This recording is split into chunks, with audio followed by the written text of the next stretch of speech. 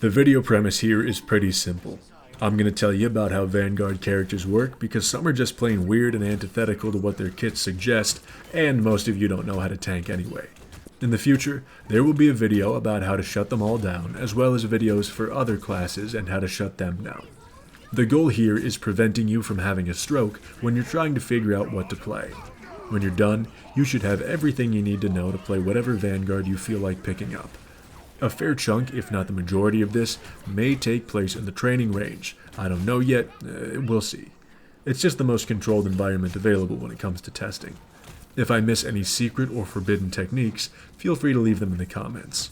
By the way, buffs and nerfs happen in these kinds of games all the time. Some stuff may change, so check the date. Starting off, what is your job as a Vanguard?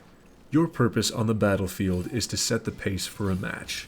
Whether it's the Beef Brigade of Venom and Hulk, or it's Penny and Doctor Strange holding the line, tanks are a necessity for a fully functional team. Without you pressing the enemies, any ability to apply pressure generated by your own teammates will be as significant as a piss hole in a snowbank. If there's no brick shithouses to prevent it from happening, the enemy Thor is going to beat Mantis to death with a hammer, and as much as I love to see that, it's not as funny when it's your Mantis. I would say Vanguards are the players most affected by their team's overall performance, but they are also the most capable of elevating bad teammates into something worthwhile. If you just want to play whoever you think looks cool, that's fine, nothing wrong with that, but I will also say this.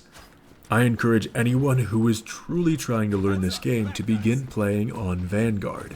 You don't need fantastic aim, you have a giant health pool to cover some mistakes, and you're on the front lines experiencing pressure firsthand. Here are some rules you need to play by. Maintain a line of sight on anyone who's going to be providing you with healing. You can break for little moments, but you don't realize how much you need this healing until you don't have it. Keep yourself calm under pressure. When you start letting your disposition slip, you start making mistakes. When you start making mistakes, the enemy recognizes you as a giant target that's going to fuck up whenever they get stressed. Remember your job. Staying true to your character's purpose is very important. Play into their strengths, apply pressure, and make some goddamn room. Now it's time we get into those strengths and specific characters. Once in a blue moon, you will stumble across a Hulk that will change your life for the better. The rest will make you want to end it. The key to playing a good Hulk is jumping constantly. I don't care what else you're doing, punching, yelling, clapping, always be holding your jump button. If you aren't actively beating the shit out of something, as soon as it charges past red, release and repeat. It is an infinitely renewable movement ability, so you might as well act like it. There's also some mind games that come into play because Hulk plays into dive and therefore is in the enemy's faces very often. Your bubble will protect you and those around you from crowd control abilities. That term applies to anything fucking up your movement. You need to predict when somebody is about to dump that ability and bubble right before. The way you fight is constant engagement and disengagement with the jumping. The way you engage is the same way that a gross bitch wipes. Back to front. Your clap is your ranged attack. It's not very complicated, and your shout stuns enemies. You're the only person who can end this stun early by hitting them. I like to wait it out for the sake of my cooldowns. More jumping knowledge here. You can snag flying characters out of the air with your leap if you hit them mid-air. You may also force them onto the ground by getting up there and stunning them. If you hold your jump button prior to hitting a wall, you latch on and prep a push jump off of said wall. If you have a Wolverine, throw that fucker high. They get to control where the lunge goes, but you need to give them the altitude. Finally, your ultimate. I treat the ultimate as permission to play more aggressively. This is because upon activation, it will refill your entire health bar. You do not get a shield in this form. Make sure the crowd control abilities have already been used, or you shout them out of existence. Your punches in ultimate form will throw enemies, so dump them off the edge of the map, or rely on the claps for the real damage. Hitting your ultimate button again is a great way to yank people out of their ultimate animations. To be brutally honest, many people find Cap fun but lacking in his tankiness. Not sure that's a word, but we'll go with it. You can still do tank shit, don't get me wrong, just not to the degree that others do. It's why I use a screwdriver when I have a drill mentality. Do not play this man on point. The enemy team will fuck you in your mouth. Use them on flank routes to dog on the squishy units who prove to be annoying. Think of yourself as a hyper-durable and mobile 1v1 artist, but your trade-off is low damage. You won't be doing God's work on the front lines, but you will be very good at harassing enemies and peeling for your supports. If you can maintain constant movement and pressure on the enemy, you can make for a pretty decent cap. I try not to undersell the guy, but I also have to make sure I don't oversell him. When it comes to abilities, there's a lot, so keep up. If you're moving, you might as well be sprinting, and your shield can deflect the wrath of God himself, but try to bounce the shot into enemies if you can. After landing 2 strikes on an enemy, you can begin throwing your shield up to 4 times. You can also just normally throw your shield hard as fuck and it'll ricochet off a few people. His dash and slam will do fuck all in terms of damage. They are good movement abilities, they just aren't good damage abilities. Don't expect them to win fights any better than the rest of your kit is all I'm saying there. They're still useful. As for his ultimate, Athena will descend from Olympus and suck my nuts before someone dies under its effects. Anyone can play a character well, I fully believe in that mentality, but the return on investment for him is kinda shit. I would probably be more upset if I actually liked the character of Captain America and he wasn't dressed like Captain of Puerto Rico, but I just can't bear to give a shit about the guy, so I'm not too heartbroken about him not being the best. Doctor Strange is a remarkably simple character. Use his shield to support or stuff ultimates. What does that mean? Well, if your Punisher is using his ultimate, stand in front of his ass with the shield. If the enemy Hela is using her ultimate, float in front of her ass with the shield. If someone is shooting at you far away or you need to be mended, shield. If none of that is happening, shoot people. Once that big ass bar under your crosshair is full, you build it up by doing damage, use the area blast it releases. Start approaching a target while that bar fills up so you actually get some value out of the thing. Absolutely do not let the maximum charge linger, it will debuff you with an anti-heal. Even if nobody's around, if that thing's at 100%, just punch it and clear it. Your ultimate will stun fucking everything, so call it out before its use. Also, make sure you have a fully charged burst when you hit your ultimate. It will do double its normal damage. If you're going to use portals, just mirror the enemy spawn doors if you're wasting time, or put it on high ground to teleport yourself onto point. Cliff stuff leaves an escape, it's unnecessary. Oh, and if you want to float, fucking float. This is a very easy default pick if you need a tank slot fulfilled. Groot is what happens if a tank could say, fuck you dipshit, with their abilities. You can't hit headshots with him, don't bother, just aim for the chest. If there's a clump of people, dump his alternate fire on them, it's pretty much a grenade. As for his walls, they aren't walls, treat them as cages. Don't use them to block people off from you, use them to isolate people from their support's line of sight. Groot walls make dive units feel like they're in a scene from Watchmen.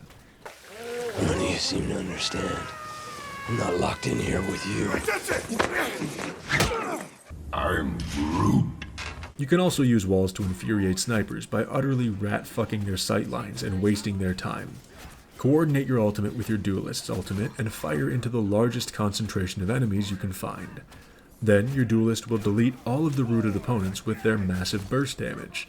Don't let the strategists ride on your shoulders, by the way. They will get annihilated as soon as people know how to aim. Magnet is by far my favorite ranged tank, even if his damage can be pretty mid sometimes. I just wish they gave him his X-Men 97 skin because the one he currently has just makes him look like Juggernaut. Fuck, it would be so cool to get Juggernaut in this game. Anyway, when Magnet's primary fire hits max range, it has an explosion. I typically try to maintain the max range right about where the enemy supports are, so I'm always splashing them. There are 3 times to use Magnet's alternate fire. Dump it if you're about to use a bubble, you need someone to back up, or it will secure a kill. Magnet's shield can be utilized in the same way as Doctor Strange's. The only real difference is a much shorter active time, however, it is invincible. Magnet's bubbles will make whoever they are casted on invincible for their duration. All damage done to the bubbles charges your alternate fire. There are 3 instances in which you use them: saving a teammate from death, protecting vulnerable teammates while they use ultimates, or keeping yourself alive. Magnet's defensive ability cycle goes something like this. Torment squishy enemies over their tank's shoulder until you take about a quarter or so of your health and damage. Cast the shield and get fully repaired by your support line. Repeat until you take enough damage that the shield won't cut it. Then, dump your alternate fire, use the bubble, and begin backing up until reinforcements arrive. If you're not getting pressed, save the bubble. Use it for the moment you hear an ultimate. You can save just about anyone from any ultimate in the game with your bubble. Sadly, they are on the same cooldown timer, the one you cast on others and yourself. But it would be fucking ridiculous if they weren't, so fair enough. Magnet's ultimate will absorb fire until the set threshold where it breaks. It is very good at countering projectile ultimates and dunking on squishies. Also, Magnet can float, but the big bastard doesn't even have abilities to keep him in the air. It's kinda bullshit. Pee-wee Porkchop is one of those tanks that I raise an eyebrow whenever I see. Personally speaking, I love to see them on the enemy team, but I get an overwhelming sense of dread when they are on mine, particularly when we're trying to mount an assault. Pee-wee is okay when it comes to point lockdown. I'd even go as far as to say she's pretty good, but Pee-wee on attack is shit. Static point lockdown is not helpful when it comes to pushing objectives. If you use Pee-wee, you should find another tank that you like as well. Plainly put, you're not getting a lot of use on attack against people who aren't complete fucking morons. So once you're on defense as Pee-wee, here's how your shit works. Your primary fire never runs out of ammunition, don't hold the accuracy percentage near and dear to your heart. Prioritize squishy targets, but in general, shoot everything that fucking moves. Dump your mine dropper on point somewhere the enemy won't have line of sight on it without getting punished. Save your webs for 3 things. Use them for quick relocation. If you want to be a dick, latch onto the ceiling and become a rubber band. Use them to conceal mine piles. Side note, pile up your mines somewhere you can expect someone to walk. They do fuck all worth of damage singularly, there's no point. And use the stuns to fuck up enemies diving on you or your support lineup. When you get the ultimate, run around on point in circles using the mine layer. It's not that difficult. Thor is an excellent and overlooked brawler. I would also say he's the tank it's easiest to accidentally crash out and die with. You are provided with overhealth upon using abilities, and it's very easy to misjudge your survivability at times. This leads to accidentally biting off more than you can chew once in a while. Provided you avoid that pitfall, you can actually play a pretty good Thor if your team is aggressive enough. You have abnormal ability cooldowns as they are short, but primarily dictated by hammer count. I default to hammer dash to force opponents out of position, and I try to keep one hammer in the tank for emergency retreats. If you run out, you can wait for them to regenerate, hit a motherfucker, or summon the bubble. That ability is not a shield, don't make that mistake. It regains your hammers based on enemies in its area of effect at the time of casting. Your Count Dooku ability will burn all of your hammers, and it will make whatever enemy you focused feel like complete shit. As for your hammer throw, you throw a hammer. What do you want me to tell you? Your ultimate is flying up and nuking enemies underneath you. I would use this on groups with lower health as well, and hang in the air for a while because it drops lightning under you too. I love Venom, and it's mostly because I can turn myself into a fucking meteor. And as fun as that is, he's an example of how the law of diminishing returns works. The better you get, the higher the matchmaking, the easier people shut him down. If you pose enough of a threat, everyone's gonna pull out the Stun Sisters Mantis and Luna out of their asses. They will back-to-back immobilize you, and then the team will spin around and erase you from reality. It's why I like to run him with Hulk in his bubbles. Venom's whole thing is peak squishy harassment out of nowhere. You swing in, meteor their best support, tether to them, and start chipping away. When you get below half-ish health, you use your sustain ability. Keep fighting until you get your swing back, and then you fly out of that bitch. The engagements are usually only 10 seconds long, but they feel like ages. When it's time for his ultimate, treat it as a secondary shield sustain because that's exactly what it does when you hit an opponent. There you go. That's the simplified version of how you play all the current Vanguards. Once again, we've yet to see how this game handles balance updates, so check the date. If the information feels outdated, that could be why. If I missed crucial information about a certain tank, again, feel free to mention that as well. If so, my bad. If you're looking for people to play with, the Discord server with all sorts of games remains to be in the description for all of these videos, and although I steered you away from some and towards others, I recommend trying each and every tank for yourself. It's the only way you can fully form your opinion on one. Otherwise, I'll be doing damage characters on the next one. See you then. Oh shit, and watch out for Wolverines.